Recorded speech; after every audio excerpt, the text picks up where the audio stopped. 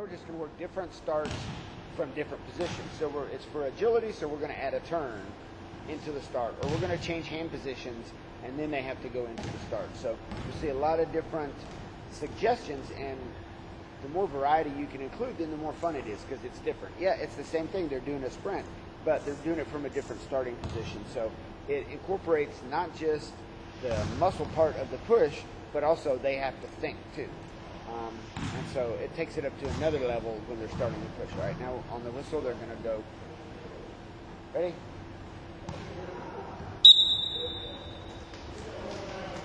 All right, just a free throw.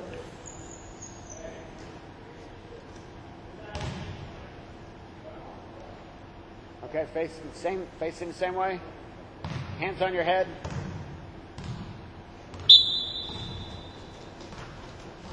So if you notice, while they're on that, they have to think, where do I want my hands to go on the wheels once I hear the whistle? Same thing, hands behind your back.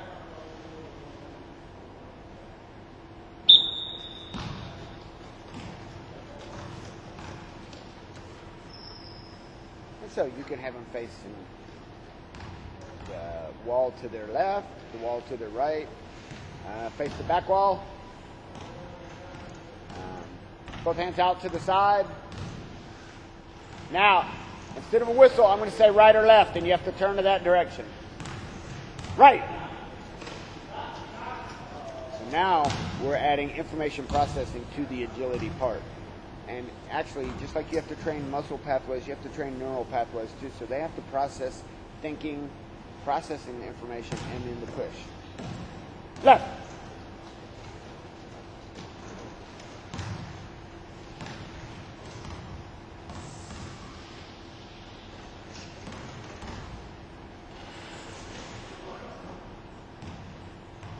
Hands on your head. Left.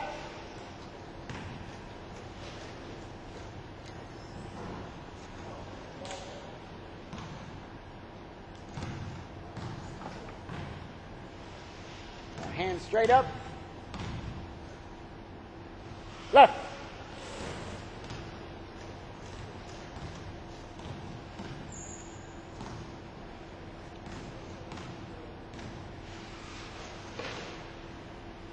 Okay, face the back gym wall where the score clock is. Hands on your head. Left. Now watch on these turns, these 270 turns, how much they can lean into the turn. And you'll notice your athletes with lower levels of disability really can lean into the turn as they turn to the left. A lot different from the athletes with the higher levels of injury. Hands behind your back. Left. All right.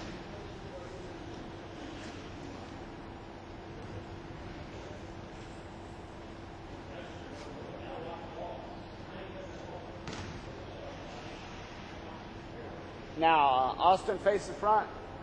Ruben, get behind Austin. Okay, now we're adding just going around an obstacle and pushing. Right. Right. Yep. There you go.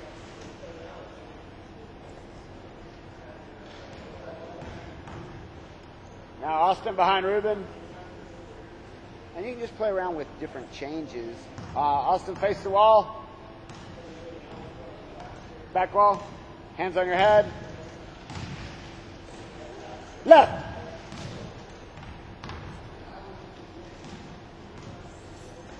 So we're working on agility in the push, and also adding the thinking component of processing the directions then into the push. And face the back wall.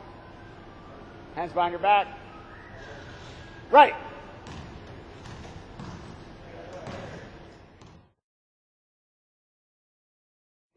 Ready? Yeah. Okay, now we're going to take the starting and the power starts. We're going to go by processing information. So they have different color cones. I'll call out a color. They have to go to the cone, back to the circle, facing the front. Green. So then they got to process it, find green, back to the front, and try to do it without knocking it over. Red.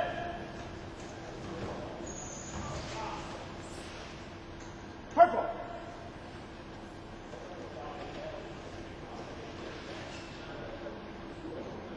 Red.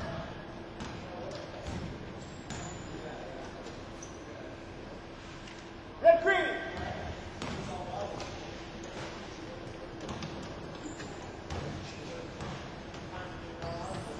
Red, green, purple.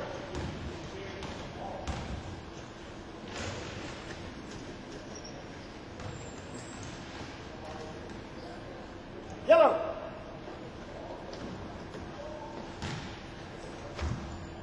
Okay, now we're going to go to the opposite corner from where I called. Opposite corner.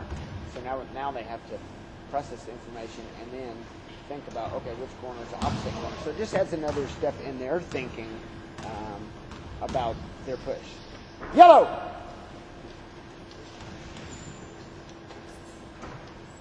Green. If you notice, their very first impulse is to go to the color I called, not the color that they're supposed to go to. Green. And Austin did that again. I called green, he started toward green. So it's really about training the neural pathways as much as the muscular pathways. Purple.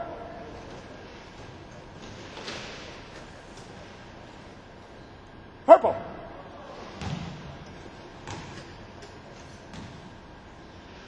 Red.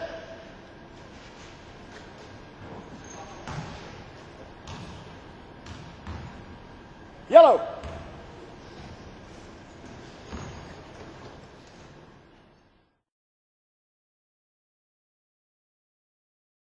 Okay, this is a cone circle drill that we use, and it's actually part of our assessment for the university because one of our assessments is agility. So we do this at the beginning of the season, then we do drills all season, and we do it at the end of the season, and we try to improve their times. And so it also makes it a little bit competitive, and you get maximum effort because we post their scores on the wall, and they can look and see where they compare to athletes of their classification and where they compare on the whole team too. So it's a lot of fun. It's interesting. The whole idea, when the whistle blows, Ruben will go, as fast as he can, go knock down every single cone in the circle. You can do more cones, less cones. You can make them farther apart. You can make them closer together. Different ways to vary it. We always measure out 12 feet from the middle cone to the outside cones, and then 8 feet between the outside cones. So it's up to you how you want to do that. Just make it the same every time for every athlete. So mark where your outside cones are, mark where your inside cone is, so you can set them back up. All right, and we're going to go on the whistle. Ready? And now he's got to touch the inside cone before he can go knock down another outside cone. I'll touch the inside cone every time. And it's interesting to see come up with different strategies, and you can really get to know your athletes as far as how they turn, if they like to turn to one side or another. And if you see them turning the same side every time, then maybe one time you can only turn to your left side for the whole drill, or maybe one time you can only turn to your right side for the whole drill. So you can change it around depending on what you need. And now the time stops when he touches the yellow. And now we'll set him back up, and I'll set him again.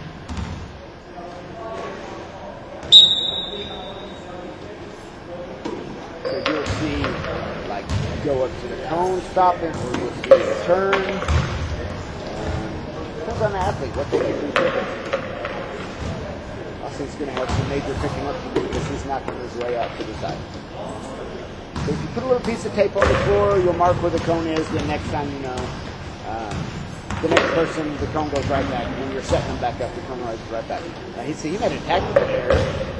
Instead of crossing, he put two cones right next to each other, so that makes it a little bit slower. But they'll figure it out. And it's interesting to watch them change strategies for whatever works for them. One last thing, we do lane lines. This is lane lines. You do it in the key, and you're going to give them 30 seconds. They're going to see how many times they can touch the left lane line. Ready? And watch they turn toward the wall every time. So there is one, back to the middle, face the front, and go. And here's two.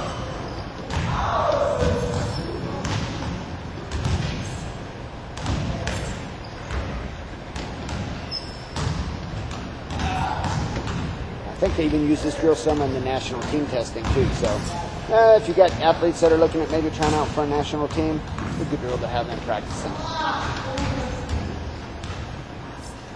If you notice, in your half-court defense, this is what some of your athletes will be doing quite a bit.